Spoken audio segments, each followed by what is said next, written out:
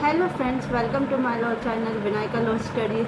कैसे हैं आप और आपकी प्रिपरेशन कैसी चल रही है? देखिए, हमारी एआईबी की सीरीज़ चल रही है जिसमें हमने एआईबी के अपने माइनर लॉज के क्वेश्चन, सारे सब्जेक्ट के क्वेश्चन, काफ़ी सारी क्लासेज पे हमने डिस्कस कर ली हैं। आज की जो हमारी क्लास है वो बहुत ज़्यादा इंपॉर्टेंट है क्योंकि इसमें बीएनएसएस, बीएससी और कॉन्स्टिट्यूशन के क्वेश्चन रहेंगे। उसके साथ इसमें रीज़न और असर्शन के क्वेश्चन रहेंगे। तो ये क्लास आप लोगों के लिए बहुत इंपॉर्टेंट है, तो इस क्लास से जुड़े रहिए।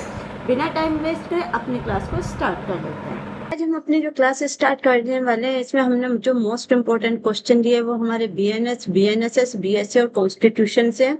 जो हमारे इम्पोर्टेंट क्वेश्चन है, ये वे क्वेश्चन है जो आपकी हेल्प करेंगे आपका एग्जाम क्रैक करने में।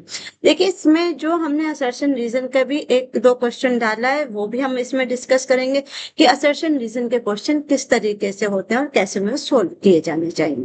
तो इसका जो पहला क्वेश्चन है वो असर्शन रीजन का ये, पहले हम उसको देख लेते हैं। इसका असर्शन क्या कहता है क्वेश्चन नंबर 1 का, mere recovery of stolen property from an accused is always sufficient for conviction for theft. Reason क्या कहता है, possession of recently stolen property raises a presumption against the accused। यानी कथन ए में क्या कहता है, केवल चोरी की संपत्ति की बरामदगी ही चोरी के अपराध में दोष सिद्ध हेतु हमेशा पर्याप्त होती है। आर क्या कहता है, हाल ही में चोरी हुई संपत्ति का कब्जा अभियुक्त के विरुद्ध उपधारणा उत्पन्न करता है। तो आपको बताना है इसमें राइट आंसर क्या रहेगा। यानी ये दोनों ठीक है, एक ठीक है या एक गलत है, एक ठीक है या एक ठीक है या एक उसका सही व्याख्या है। तो इसके ऑप्शन देख लेते हैं। ऑप्शन ए कहता है both A and R are true, R is correct explanation A, यानी दोनों सही है, आर ए की सही व्याख्या करता है। बी कहता है both A and R are true, R does not correctly explanation A, यानी दोनों सही हैं लेकिन आर ए की सही व्याख्या नहीं करता। सी आपसे कहता है A is false but R is true, A गलत है लेकिन आर सही है। डी आपसे कहता है A is true but R is false, यानी ए सही है लेकिन आर गलत है। बताइए इसका राइट आंसर, हमारा क्वेश्चन नंबर 1 का राइट आंसर क्या रहेगा। देखिए, इसका जो राइट आंसर रहेगा वो आपका ऑप्शन नंबर सी रहने वाला है, यानी A is false but R is true, यानी ए गलत है और आर ठीक है। अभी देखिए, इसकी हमारी एक्सप्लेनेशन है, यानी हमने इसे अच्छे से समझा है कि ऐसा क्यों। क्वेश्चन कहाँ से लिया गया है, हमारा भारतीय साक्ष्य अधिनियम से लिया गया है। क्या कहता है कि बीएससी के अनुसार हाल ही में चोरी हुई संपत्ति का कब्जा अभियुक्त के विरुद्ध उपधारणा उत्पन्न कर सकता है। यानी क्या कह रहा है ये, यानी हाल ही में क्या कहा इसने कि बीएससी के अनुसार क्या कह रहा है, यानी चोरी की हुई संपत्ति का कब्जा, यानी अगर आपने कोई संपत्ति चोरी की है फिर उसको क्या रखा है, अपने उसमें रखा है, किसमें, कब्जे में, तो वो आपके विरुद्ध क्या कर सकता है, केवल उपधारणा उत्पन्न कर सकता है। लेकिन केवल बरामदगी ही हर मामले में दोष सिद्धि के लिए प्राप्त नहीं होती। मतलब कि अगर कोई चीज है वो आपके पास से मिल गई तो ये आपको ये जरूरी नहीं कि वो दोष सिद्धि के लिए आपके लिए उपयुक्त हो, यानी वो पर्याप्त हो। यानी आपने ही वो चोरी किया, हो सकता है किसी ने गलती से रख दी हो सकता है वो किसी भी रीजन से आपके पास आ गई हो, जबकि अन्य परिस्थिति और साक्ष्य का उसका समर्थन ना करें। यानी इसका क्या, ये क्या कहना चाहता है, इसका कहने का सिर्फ इतना धारणा है कि अगर कोई चोरी की संपत्ति आपके पास मिलती है तो वो केवल और केवल सिर्फ प्रिजम्पशन कर सकते हैं, यानी मे भी हो सकता है कि चोरी की होगी, बट इसका ये कारण नहीं होगा कि हाँ जी ये आपने ही चोरी की है। जब तक अन्य परिस्थितियां इस चीज को सिद्ध ना करते कि चोरी जिस व्यक्ति के पास संपत्ति मिली है उसी व्यक्ति के द्वारा की गई है। आई होप आपको क्वेश्चन नंबर 1 अब अच्छे से समझ आ गया होगा कि इसका आंसर हमारा सी क्यू है, यानी ए फॉल्स है और आर ठीक है। नेक्स्ट आ जाते हैं हम अपने क्वेश्चन नंबर 2 पे। क्वेश्चन नंबर 2 क्या कहता है, in Kesavananda Bharati versus state of Kerala the supreme court held that, यानी केशवानंदा भारती के मामले में सुप्रीम कोर्ट ने क्या हेल्ड किया, आप बताएंगे। ऑप्शन देख लीजिए। A, parliament can not amend fundamental right, यानी संसद मौलिक अधिकार में संशोधन नहीं कर सकती। बी आपसे कहता है parliament can amend every provision without limitation, यानी संसद बिना किसी हर सीमा के हर प्रावधान में संशोधन कर सकती है। सी आपसे कहता है पार्लियामेंट में be amend the constitution but can not alter its basic structure, यानी संसद संविधान में संशोधन कर सकते हैं लेकिन उसकी मूल संरचना को नहीं बदल सकते। डी आपसे कहता है judicial review can be abolished, यानी न्यायिक पुनरावलोकन समाप्त किया जा सकता है। बताइए इसका राइट आंसर क्या है। आई होप, मेरे हिसाब से तो देखिए आपको इसका राइट आंसर पता होना चाहिए कि इसका राइट आंसर है क्या, क्योंकि क्वेश्चन इतना अच्छा इतनी बार पूछा गया और यहाँ से केशवानंद भारती के जो हमारा लैंडमार्क जजमेंट है इससे क्वेश्चन आते ही आते हैं। तो इसका जो राइट आंसर है, राइट आंसर आपका सी रहने वाला है, यानी पार्लियामेंट में अमेंड, पार्लियामेंट केवल अमेंड कर सकती है बट कॉन्स्टिट्यूशन में कैन नॉट अलर्ट इस बेसिक स्ट्रक्चर, बट इसका जो बेसिक स्ट्रक्चर है उसको चेंज नहीं कर सकती। नेक्स्ट आ जाते हैं, ये रहा, आप एक्सप्लेनेशन पढ़ लीजिए। 3 क्या कहता है, क्वेश्चन 3 कहता है ए point a loaded revolver at B intending to kill him. Before A fire, A snatched the revolver and caused A's death while facing imminent danger. यानी उसने क्या महसूस किया, उसने महसूस किया कि एकदम तुरंत खतरा, मतलब ए बी को मारने के उद्देश्य से उस पर भरी हुई रिवॉल्वर तानता है। गोली चलने से पहले बी क्या करता है, रिवॉल्वर छीन लेता है और आसन खतरे की स्थिति में, आसन खतरा मतलब कि इमीडिएट खतरा की स्थिति में ए की मृत्यु कारित कर देता है। तो बी विल बी, यानी अब बी क्या होगा, दोषी होगा, दोषी नहीं होगा, क्या होगा यह बताएंगे। आंसर देख लेते हैं। ए गिल्टी ऑफ मर्डर, यानी हत्या का दोषी होगा। बी कहता है गिल्टी ऑफ कल्पेबल होमोसाइड, गैर इरादतन हत्या का दोषी होगा। सी आपसे कहता है protect under right of private defence, यानी निजी प्रतिरक्षा के अधिकार से संरक्षित होगा। डी आपसे कहता है गिल्टी ऑफ ग्रेवियस हर्ट, यानी केवल गंभीर चोट का दोषी होगा। तो आप बताइएगा इसका राइट आंसर हमारा क्या है। क्वेश्चन भी देख लीजिए एक बार अच्छे से और आप इसके ऑप्शन भी देख लीजिए कि इसके ऑप्शन क्या है। तो आप मुझे बताइएगा इसका राइट आंसर हमारा क्या रहने वाला है। इसका जो हमारा राइट आंसर है तो वो रहने वाला है हमारा सी। सी क्या कहता है, protect under right of private defence, यानी उसने क्या यूज किया, उसने अपना जो उसका निजी यानी उसके जो प्राइवेट डिफेंस का राइट्स था उसने वो यूज किया। क्यों यूज किया, अब ये क्वेश्चन समझ। ए ने क्या किया था, बी के ऊपर सीधे रिवॉल्वर तानी। अब अगर उसने रिवॉल्वर तानी सिर्फ इसलिए तो नहीं कि वो उसे डरा रहा है, वो उसको मारना चाहता था और अपनी जान का खतरा देखते हुए ही बी ने उससे रिवॉल्वर छीन के उसके ऊपर क्या किया, अटैक किया। वो अलग बात है कि उसकी डेथ हो गई, तो यहाँ पे उसको किस चीज का बेनिफिट मिलेगा, यहाँ पे उसको प्राइवेट डिफेंस का बेनिफिट मिल जाएगा। क्योंकि प्राइवेट डिफेंस क्या कहता है हमसे, प्राइवेट डिफेंस हमसे यही कहता है कि अगर आपकी जान को खतरा महसूस होता है और आपका राइट तब से स्टार्ट हो जाता है जब से आपको अपनी जान का खतरा महसूस होता है। Got it. नेक्स्ट आ जाते हैं। नेक्स्ट आपका असर्शन रीजन से है क्वेश्चन नंबर 4 है, देख लीजिए। इनकॉग्निजेबल ऑफेंस, पुलिस में अरेस्ट विदाउट वारंट। रीजन क्या कहता है, cognizable offence are generally serious offence requiring immediate police action, यानी संज्ञेय अपराधों में पुलिस बिना वारंट के गिरफ्तार कर सकती है। कारण कहता है संज्ञेय अपराध सामान्यतः गंभीर होते हैं जिसमें तुरंत पुलिस कार्रवाई आवश्यक होती है। अब आपको इसका राइट आंसर बताना है कि राइट आंसर इसका क्या रहने वाला है। A both are true, R correct explanation A, यानी दोनों सही है, आर ए की सही व्याख्या करता है। बी आपसे कहता है both true but are not explain, यानी दोनों सही हैं लेकिन आर सही व्याख्या नहीं करता। सी कहता है ए फॉल्स आर ट्रू, डी कहता है आपसे ए ट्रू और फॉल्स। बताइए इसका राइट आंसर आपका क्या रहने वाला है।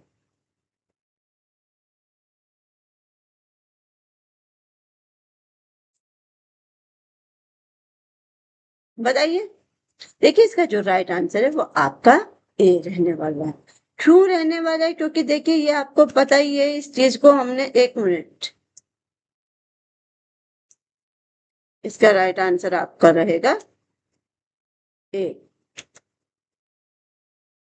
यानी both are true, R correctly explanation A. क्योंकि देखिए इन्होंने क्या कहा, संज्ञेय अपराध में पुलिस कैसे, या हम सभी जानते हैं कि अगर ऑफेंस कॉग्निजेबल है उसमें पुलिस को वारंट की जरूरत नहीं होती, और जो संज्ञेय प्रकृति के अपराध होते हैं उसमें क्या है, उसमें पुलिस तुरंत कार्रवाई कर सकती है। वो इतना वेट नहीं करेगी कि वो पहले जाएगी कोर्ट से क्या लेगी, वारंट लेगी, तब जाके गिरफ्तार करेगी। क्योंकि अगर पुलिस ऐसा करती है तो हो सकता है अपराधी वहां से भाग जाए।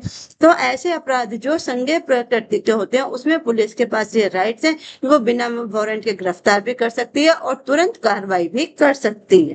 तो इसीलिए इसका राइट आंसर हमारा ए रहेगा, यानी दोनों सही है, आर ए की सही व्याख्या करता है। नेक्स्ट आ जाते हैं क्वेश्चन नंबर 5। क्वेश्चन नंबर 5 हमसे क्या कहता है, Maneka Gandhi versus union of India is important because it held that. Maneka Gandhi versus union of India महत्वपूर्ण है क्योंकि इसमें कहा गया है, क्या कहा गया, ये वैसे क्वेश्चन मुझे जहां तक लग रहा है ये हमने अपनी कल की भी क्लास में डिस्कस किया था, इससे रिलेटेड कुछ। ए कहता है आर्टिकल 21 एक्सक्लूड नेचर जस्टिस, यानी अनुच्छेद 21 में प्राकृतिक न्याय शामिल नहीं है। बी आपसे कहता है procedure under article 21 must be fair just and reasonable, यानी अनुच्छेद 21 के अंतर्गत प्रक्रिया न्याय संगत, उचित और निष्पक्ष होनी चाहिए। सी आपसे कहता है प्रिवेंट डिटेंशन इज अनकॉन्स्टिट्यूशनल, निवारक निरोध असंवैधानिक है। डी आपसे कहता है parliament is supreme over constitution, यानी संसद संविधान से ऊपर है। तो बताइए इसका राइट आंसर क्या रहने वाला है। इसका जो राइट आंसर है वो हमारा ऑप्शन नंबर बी रहने वाला है कि procedure under article 21 must be fair just and reasonable, यानी अनुच्छेद 21 के अंतर्गत प्रक्रिया न्याय संगत, उचित और निष्पक्ष होनी चाहिए। किसमें आया था ये, Maneka Gandhi versus union of India के मामले में आया था। नेक्स्ट आ जाते हैं क्वेश्चन नंबर 6। क्वेश्चन नंबर 6 हमसे क्या कहता है, a WhatsApp chat extract from a mobile phone is produced before court without proper electronic certification the defense object, यानी मोबाइल फोन से निकाली गई व्हाट्सएप चैट उचित इलेक्ट्रॉनिक प्रमाण पत्र के बिना न्याय प्रस्तुत की जा सकती है। बचाव पक्ष आपत्ति करता है, क्या आपत्ति करता है देख लेते हैं। The court will most likely, न्यायालय संभवतः,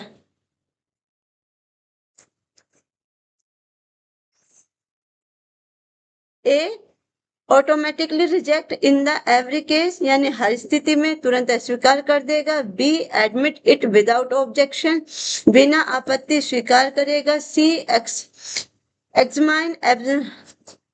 examine admissibility requirement relating to electronic device, electronic साक्ष्य की ग्राह्यता संबंधित शर्तों की जांच करेगा। D treat it as oral evidence, यानी इसे मौखिक साक्ष्य माना जाएगा। तो आप बताएंगे कि व्हाट्सएप चैट को से अगर कोई चीज क्या किया जाता है, प्रमाण दिया जाता है किसमें, न्यायालय में, तो क्या वो सही है गलत है, क्या उसका मतलब होगा, ये आप मुझे बताइए। क्वेश्चन देखना एक बार आराम से देख लीजिए, क्वेश्चन देखिए, अब इसके ऑप्शन भी देख लीजिए और अब आप मुझे इसका तुरंत आंसर दीजिए कि इसका आंसर क्या रहने वाला है।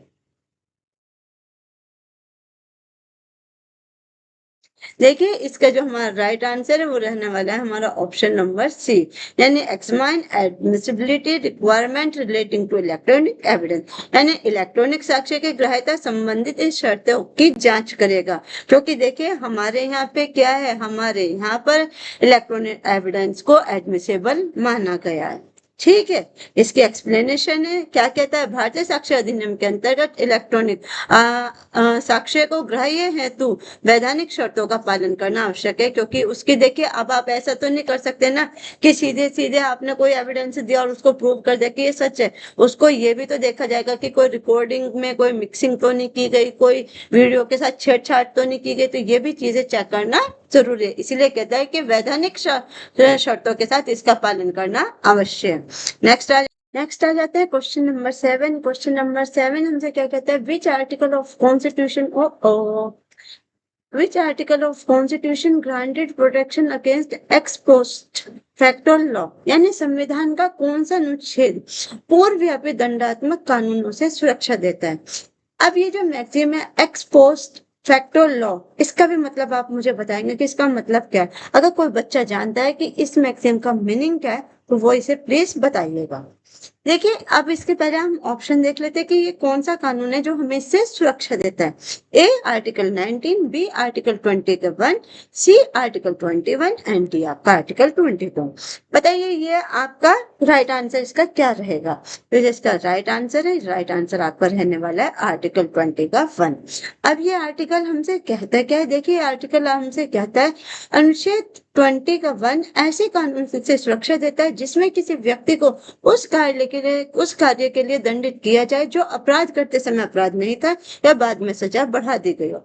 अब इसका मीनिंग क्या है, मतलब समझो, यानी एक व्यक्ति है, उसने क्या किया, कोई काम किया, पर जिस समय उसने वो काम किया उस टाइम में तो वो अपराध नहीं था।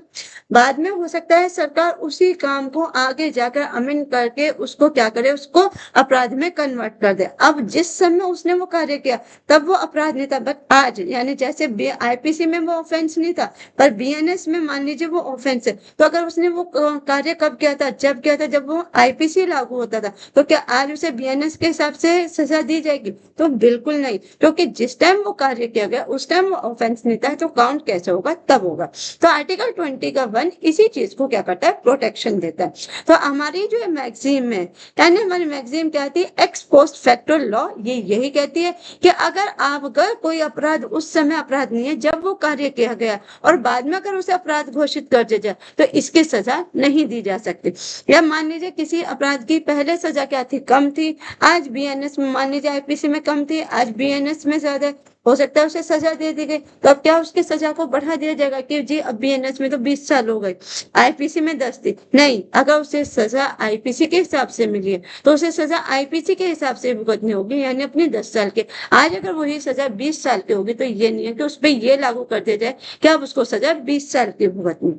आई होप अब आपको ये चीज अच्छे से समझ आ गई होगी कि आर्टिकल 20 का 1 आपसे क्या कहता है, यानी ये मैक्सिम जो आपने पढ़ी है इसका मतलब क्या होता है। नेक्स्ट आ जाते हैं क्वेश्चन नंबर 8। क्वेश्चन नंबर 8 हमसे क्या कहता है, under the Bharatiya Nyaya Sanhita 2023 organized crime has been specified introduce under which section.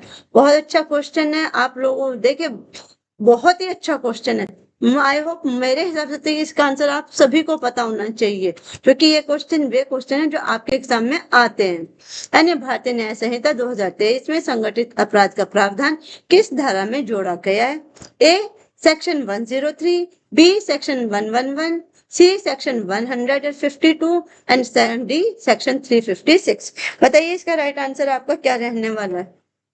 मेरे हिसाब से तो आपको पता ही होगा, इसका आंसर हमारा सेक्शन 111 है, यानी 111, जिसके अंदर अब ऑर्गेनाइज्ड क्राइम को क्या किया गया है, डिफाइन किया गया है, यानी इसमें जोड़ा गया है। नेक्स्ट आ जाते हैं क्वेश्चन नंबर 9। क्वेश्चन नंबर 9 हमसे क्या कहता है, अंडर द भारतीय Sakshya Adhiniyam 2023 electronic record are preliminary tested as, यानी भारतीय साक्ष्य अधिनियम 2023 के अंतर्गत इलेक्ट्रॉनिक रिकॉर्ड को मुख्यतः किस रूप में माना जाता है? A secondary evidence, B oral evidence, C documentary evidence, या डी आपका सर्कमस्टेंशियल एविडेंस। बताइए 9 का राइट आंसर आपका क्या रहने वाला है? देखिए 9 का आपका राइट आंसर रहेगा ऑप्शन नंबर सी, यानी डॉक्यूमेंट्री एविडेंस। ठीक है, यानी इलेक्ट्रॉनिक एविडेंस को क्या माना गया? इलेक्ट्रॉनिक एविडेंस को डॉक्यूमेंट्री एविडेंस माना गया है। इसके एक्सप्लेनेशन आप चाहे तो आप इसे पढ़ सकते हैं। नेक्स्ट आ जाते हैं क्वेश्चन नंबर 10 पर। एक सेकंड भाई मैं पानी पी लूं।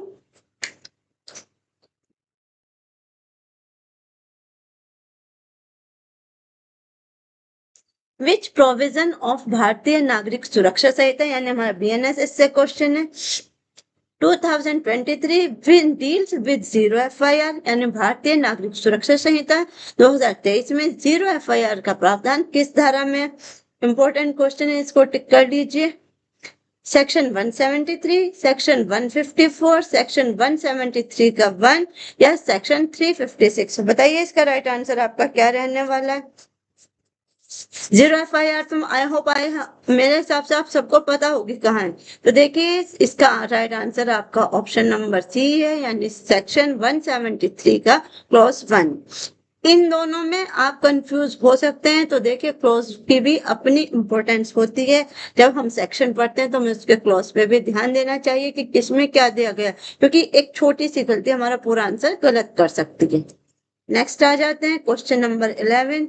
क्वेश्चन नंबर 11 हमसे क्या कहता है, which doctrine was evolved in Kesavananda Bharati case, यानी केशवानंदा भारती के मामले में कौन सा सिद्धांत प्रतिपादित हुआ गया? ये कल हमने क्वेश्चन कर लिया था, doctrine of basic structure. Next आ जाते हैं क्वेश्चन नंबर 12। क्वेश्चन नंबर 12 हमसे क्या कहता है, under BNS mob lynching resulting in death is punishable. BNS के अंतर्गत मृत्यु कारित करने वाली मॉब लिंचिंग की सजा क्या होती है? कितनी है? 7 years imprisonment, B life imprisonment, C death of यानी आपकी डेथ पेनल्टी, या D आपका फाइन ओनली। बताइए मॉब लिंचिंग में कितनी सजा दी गई है? तो मॉब लिंचिंग की जो सजा होती है वो होती है डेथ और लाइफ इम्प्रिजन, यानी या तो डेथ पेनल्टी या आपकी LI। ठीक है, सीधे सीधे आपको बता दिया गया। BNS में मॉब लिंचिंग का विशेष प्रावधान बताया गया और इसके लिए क्या दिया गया? कठोर दंड दिया गया।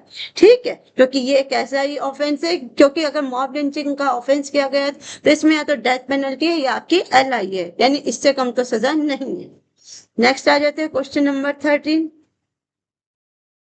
क्वेश्चन नंबर 13 क्या कहता है? A confession made to a police officer is generally, police अधिकारी के समक्ष किया गई शुक्रोती बयान सामान्यतः कैसा होता है? A fully admissible, B partly admissible, C इनएडमिसेबल और D आपका कंक्लूसिव प्रूफ। तो यानी अगर आप पुलिस ऑफिसर के सामने क्या देते हैं, अपना कोई बयान देते हैं, तो वो आपका क्या माना जाएगा? बताइए इसका राइट आंसर क्या रहने वाला है? देखिए इसका आंसर मेरे हिसाब से तो आप सबको पता होना चाहिए, क्योंकि इनएडमिसेबल है, क्योंकि ये चीज हमने अच्छे से पढ़ी है कि पुलिस को ऑफिसर को दिया हुआ बयान क्या माना जाता है, वो एडमिसेबल नहीं माना जाता। क्यों नहीं माना जाता है? क्योंकि उसकी बहुत सारी कंडीशन है। सुनिए, क्योंकि कई बार क्या होता है कि कई बार कानून को ये लगता है, यानी हमारा कोर्ट ये कहता है कि हो सकता है ये बयान जबरदस्ती दिलवाया गया हो, मारपीट के द्वारा दिलवाया गया हो, या किसी व्यक्ति पर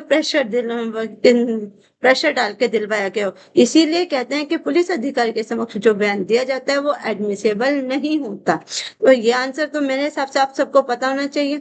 और इसके साथ साथ आप मुझे ये भी बताइए कि आप लोगों के कितने आंसर ठीक हो रहे हैं, और किन किन सब्जेक्ट पे आपकी कमांड अच्छी है, और किन किन सब्जेक्ट पे भी आपको मेहनत और करनी है। तो यानी आपको ये सारी चीजें मुझे बताइए, ताकि उसी हिसाब से मैं आने वाली क्लासेस आपके लिए तैयार कर सकूं।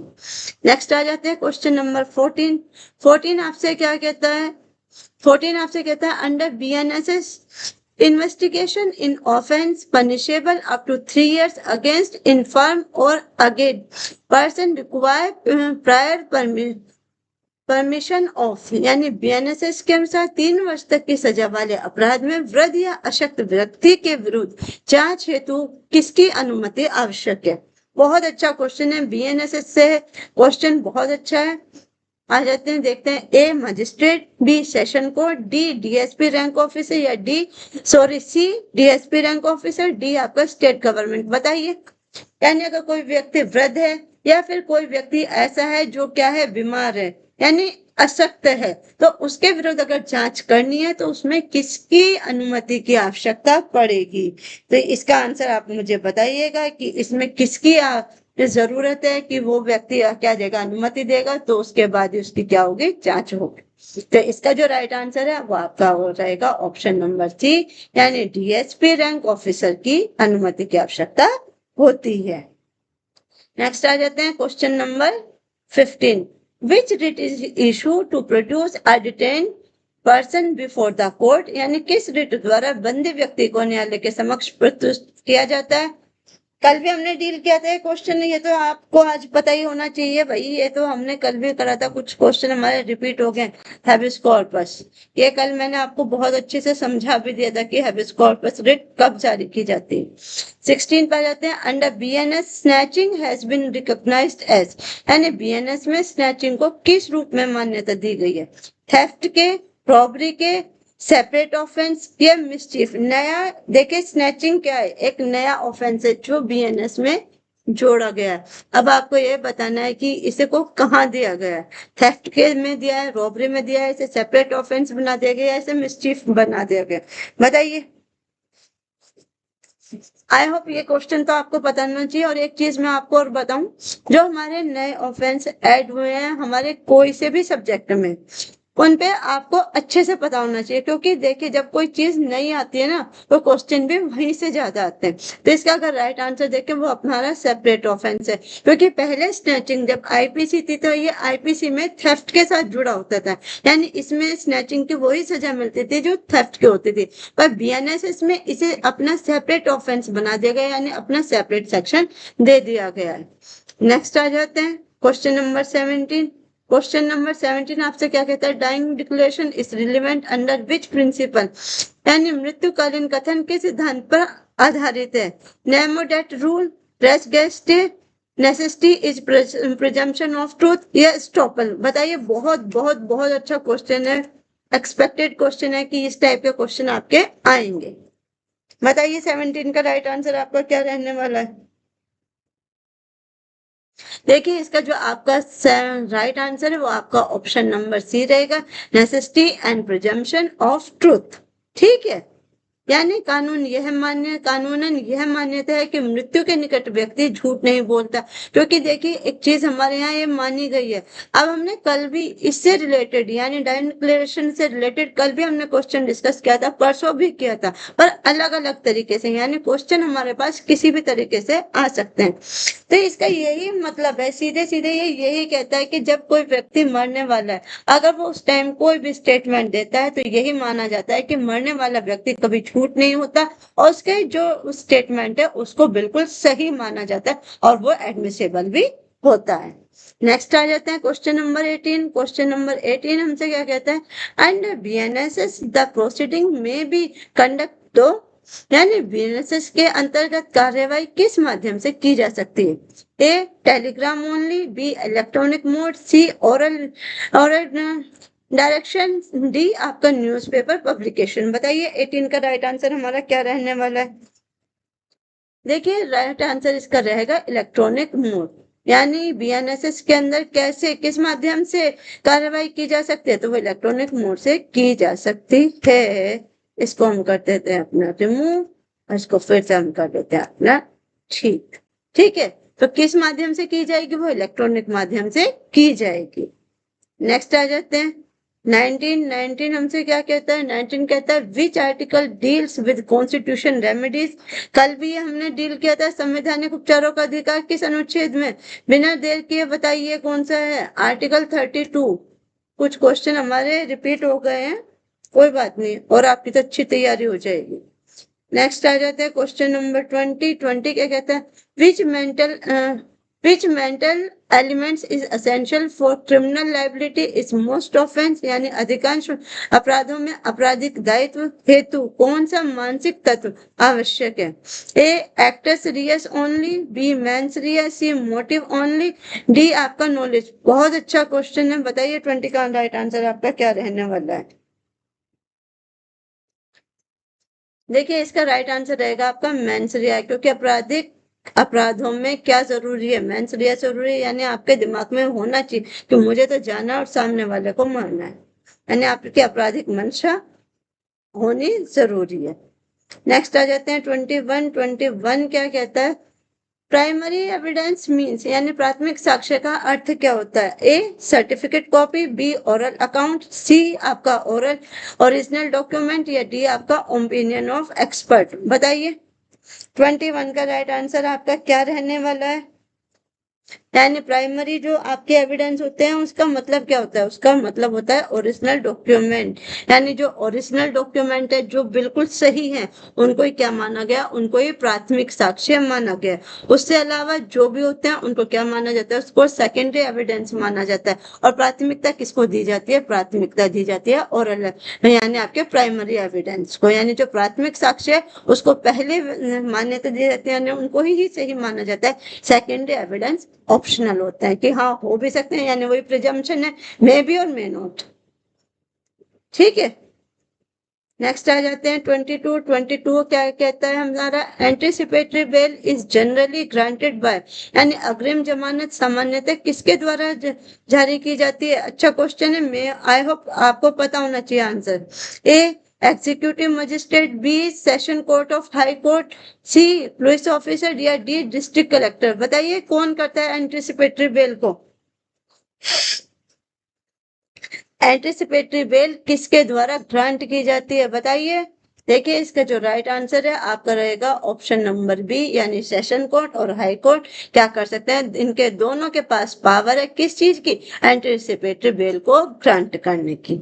नेक्स्ट आ जाइए 23 हमसे क्या कहता है, 23 कहता है which fundamental right is available only to citizens, यानी कौन सा मौलिक अधिकार केवल नागरिकों को उपलब्ध है। मोस्ट इंपोर्टेंट क्वेश्चन, इसको आप तैयार कीजिए, ये आएगा ही।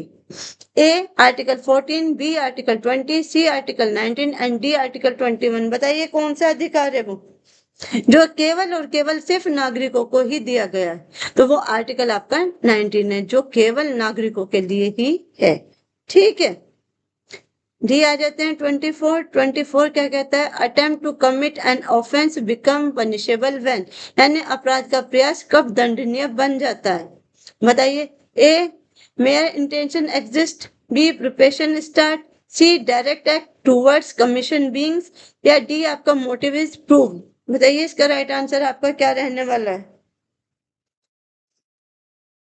इसका जो राइट आंसर रहेगा, आंसर आपका सी रहेगा, यानी direct act towards commission beings. मतलब इसका सिर्फ तैयारी दंडनीय नहीं होती, अपराध की ओर प्रत्यक्ष कार्य भी आवश्यक है। क्योंकि आपने देखिए, आपने एक चीज सुनी होगी, किसी सिर्फ प्रिपरेशन करना ही क्या है, दंडनीय नहीं है। कई मामलों में कुछ चीजें, कुछ ऑफेंस ऐसे हैं जिसमें प्रिपरेशन भी क्या मानी गई है, पनिशेबल मानी गई है। बट कुछ मामले ऐसे हैं कि जिनमें सिर्फ प्रिपरेशन ही दंडनीय नहीं है। मान लीजिए कैसे, सुनिए, आपने एक व्यक्ति का सोचा है कि मुझे जाके, राम ने सोचा मुझे जाके मोहन का मर्डर करना है। अब उसने सोचा तो क्या, और उसने हो सकता है उसके लिए चाकू भी खरीद लिया, पर वो गया ना, तो उसने मोहन को मारा ना कुछ किया, तो क्या उसको दंड दिया जाएगा, नहीं, क्योंकि उसने कुछ भी नहीं किया। बट कुछ अपराध ऐसे हैं पर हमेशा ही इसीलिए इसी चीज को कहा गया है कि सिर्फ तैयारी ही दंडनीय नहीं होती, अपराध की ओर प्रत्यक्ष कार्य भी आवश्यक है। यानी अगर वो चाकू खरीद लेता है, जाता है, मोहन को मारने की कोशिश करता है, तो वो क्या है, अब ये पनिशेबल है। अब यहाँ उसको क्या मिलेगी, पनिश मिलेगी ही मिलेगी, यानी अब वो दंडनीय है, क्योंकि उसने क्या किया, अब अटेम्प्ट किया। इसीलिए कहते हैं कि सिर्फ तैयारी दंडनीय नहीं है, अपराध की ओर प्रत्यक्ष कार्य भी आवश्यक है। यानी आपने चाकू खरीदा, चाकू खरीदने के बाद आप गए और आपने जाके उस पर अटेम्प्ट कर दिया। ठीक है, आई होप अब आपको एक क्वेश्चन समझ में आ गया होगा कि अपराध का प्रयास कब दंडनीय बनता है। क्योंकि देख रहे, सिर्फ एक प्रिपरेशन करना ही दंडनीय नहीं हो सकता कि सोच लिया जाना है मारना है, नहीं। अगर आप उसके लिए चाकू खरीद लेते हैं, वहां जाते हैं और जाके उस पर अटेम्प्ट करते हैं, फिर क्या हो जाता है, वो एक पनिशेबल ऑफेंस बन जाता है। नेक्स्ट 25 आपसे क्या कहता है, expert opinion is categorize as, यानी विशेषज्ञ की राय किस प्रकार का साक्ष्य है। इंपॉर्टेंट क्वेश्चन है बीएसए से। ठीक है, क्या कहता है, एक आप ए कंक्लूसिव प्रूफ रहेगा, बी रिलेवेंट फैक्ट रहेगा, सी आपका प्राइमरी एविडेंस रहेगा, डी आपका डायरेक्ट एविडेंस रहेगा। बताइए इसका राइट आंसर क्या रहेगा 25 का। यानी जो एक्सपर्ट ओपिनियन है उसको क्या माना गया है, देखिए एक्सपर्ट ओपिनियन को रिलेवेंट फैक्ट माना गया है, क्योंकि विशेषज्ञों की राय क्या होती है, एडमिसेबल होती है, उनको भी साक्ष्य माना जाता है, उनको रिलेवेंट फैक्ट माना गया है। ठीक है,